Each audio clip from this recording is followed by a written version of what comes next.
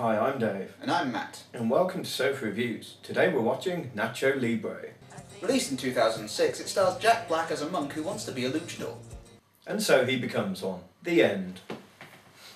Wait, where are you going? Well, seriously, that's all that happens. I fell asleep the first time I saw this. Can't be that bad. Right, so we start with a fat kid dressed up as a wrestler. He's attacking and disrespecting Graves, so some monks come along to sort him out. And because child abuse is funny, he's hosed down, beaten and put into servitude in the kitchen. He later grows up to become Jack Black and starts serving some strange gruel to all the orphan kids.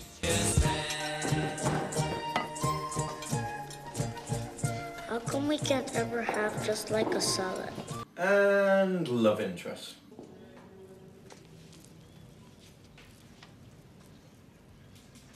So we get to see Jack Black try to talk to an attractive nun.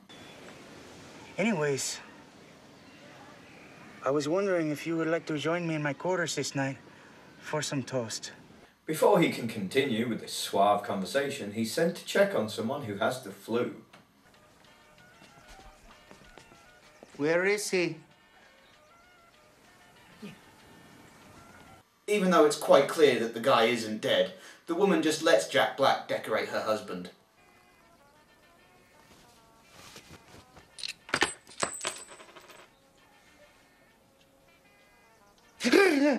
After that bland and failed attempt at a joke, we see Jack collecting some crisps for the orphans.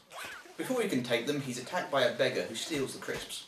On the way back to the monastery, he sees Ramses, the wrestling champion, and so decides he should be a wrestler as well. So back at the monastery, Jack spends some time getting to know the nun. And then I died. This ends up showing off how ignorant, selfish, and generally unlikable Jack is. He tells the nun that he admires Ramses, but she tells him that wrestling is against their religion. Anyway, later on we then get to see more of how Jack Black can't cook, because that's meant to be funny. There is no flavor. There are no spices. Where are the chips? Somebody stole them. Did you not tell them that they were the Lord's chips? If he's that bad, surely you'd get someone else to cook. And why aren't you concerned about him getting mugged? Do you not realize I have had diarrhea since Easter's? Quick tip movie, if you'd established that this film is set in, say, November, that joke might have worked. So Jack decides to deal with his problems like a man and runs away! I think your food is good. Well, you would, fatty. He decides to track down the beggar and attack him.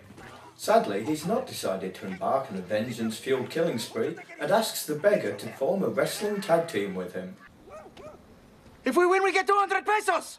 We see what I think is meant to be a montage of training, but is really just a pointless waste of time. Finally, we get to their first match, and we also get to learn a bit about the beggar. Pray to the Lord for strength. I don't believe in God. I believe in science. Unfortunately, it's so poorly edited a match that you lose all sense of flow and momentum throughout the scene and just get bored. Jack and the beggar lose, but find out they still get a share of the money, allowing them to treat the children to salad. Because he's a Christian, Jack gets the beggar to steal things for him.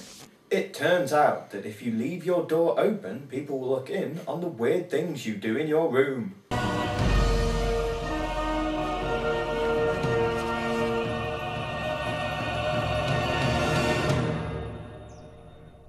Before the next match, Jack decides to baptise the beggar, because nothing says sympathetic character like someone who forces his religion on others.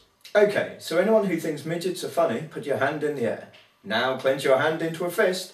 Now smash it into your face. Midgets aren't funny. So as they're fighting what can best be described as rabid Ewoks, they are totally outclassed. Having lost, they still get given money, and because Jack is doing this for the orphans, he buys himself some new clothes and shoes. What a guy. Later on, and Jack has to stop the orphans wrestling. Because we really needed another scene to remind us that Jack isn't happy being a monk. I get to wake up every morning at 5 a.m. and make some soup. He's the best. Bizarrely, he turns to the beggar for advice on how to woo the nun. There's this nun. I just wish I could take off this robe so she could see how strong I am. Well, bring her to our next wrestling match. Yeah, right. Then I'll get kicked out of the monastery. Well, that would be terrible because he hates it there and he's got an outside income so he could survive in the real world. Wait. So they come up with the cliched idea for the beggar's friends to attack Jack Black when he's with the nun so he can beat them up and impress her. Of course, because he's a sympathetic character and meant to be defending the nun, he picks a fight with two random guys. And as if it wasn't obvious, they're the wrong guys, and they beat him up. Despite the fact that all of this was clearly Jack's fault, he blames the beggar. After a brief tussle, the beggar comes up with another idea to help him. His eagle eggs possess magical powers.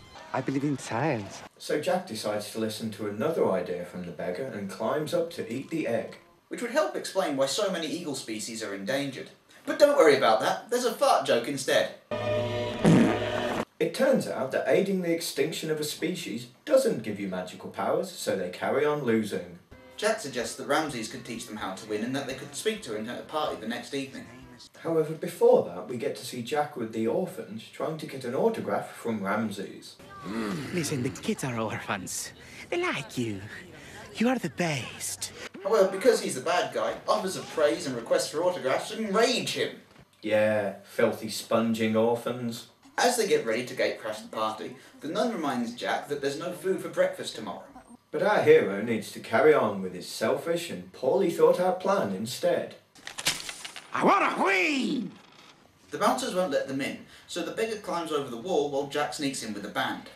After finding out how to get a fight with Ramses, the beggar has a fat woman stare at him. Funny. We see Jack with the band, who have just accepted him, and Ramses doesn't seem to recognise him.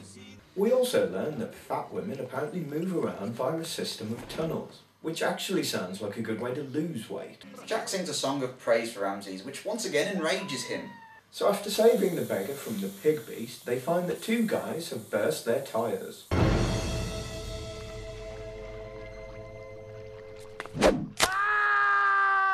Wait, what? They've been realistic for this whole film and now? Shut up, Matt, we're nearly at the end. So they somehow escape and go back to Jack whining about his life. Sucks to be me right now. They have an argument, which is just to pad out the film as it clearly doesn't achieve anything else. Jack sees the sister cooking breakfast and we finally get an explanation as to why wrestling is a sin. Because those men fight for vanity, for money, for false pride. Later on, and Jack is praying, and God actually answers my prayers by setting fire to him. This reveals his fireproof wrestling outfit. After explaining that he's now fighting for the orphans, we get to see the big battle royal, which, along with the same editing problems as before, also ignores the rules of Mexican wrestling. Jack loses his match and is kicked out of the monastery. He goes off into the desert to die, but sadly the beggar comes along and tells him he gets to fight Ramses, as the other guy is injured. Turns out the beggar did it, which means they cheated their way to the top. And as Nacho's getting to fight Ramses anyway, it's almost as if the last 5 minutes were just padding. Getting ready for the fight, Jack has a moment of breaking character and just becomes Jack Black. Encarnacion! Encarnacion! Thankfully, that soon ends and they await the approach of Ramses. They have the match and Ramses beats the crap out of Jack, even finding time to remove his mask. Until the nun and orphans show up, allowing Jack to hulk up. He even defies physics and flies at Ramses to finish him off, which would have been quite nice if we got to see the whole thing rather than cuts. He finally pins Ramses outside the ring, even though it wasn't a Falls Count Anywhere match. So Jack wins and takes the orphans and the nun out on a field trip with a nice new bus.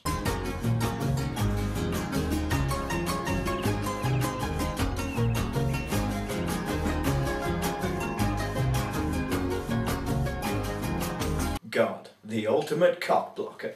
And finally the film ends, and in conclusion, there are some good things about this movie. Some of the locations they shot out are quite pretty. It makes me want to go to Mexico, to be honest, as there are some nice vistas in this film. There's also some decent talent among the wrestlers. The Ewoks themselves are actually pretty good at what they do, but it's just undershadowed over the whole thing. Also, it's not really intentional, but it is quite funny to see the orphans and nuns smiling as Jack Black is throttled by Ramses.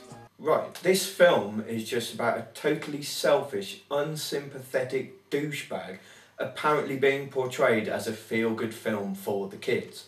It's really long-winded and drawn out with loads of padding and tedious close-up shots of Jack Black's face. The actual meat of the film is only about half an hour long, but you have to sit through an hour and a half of crap.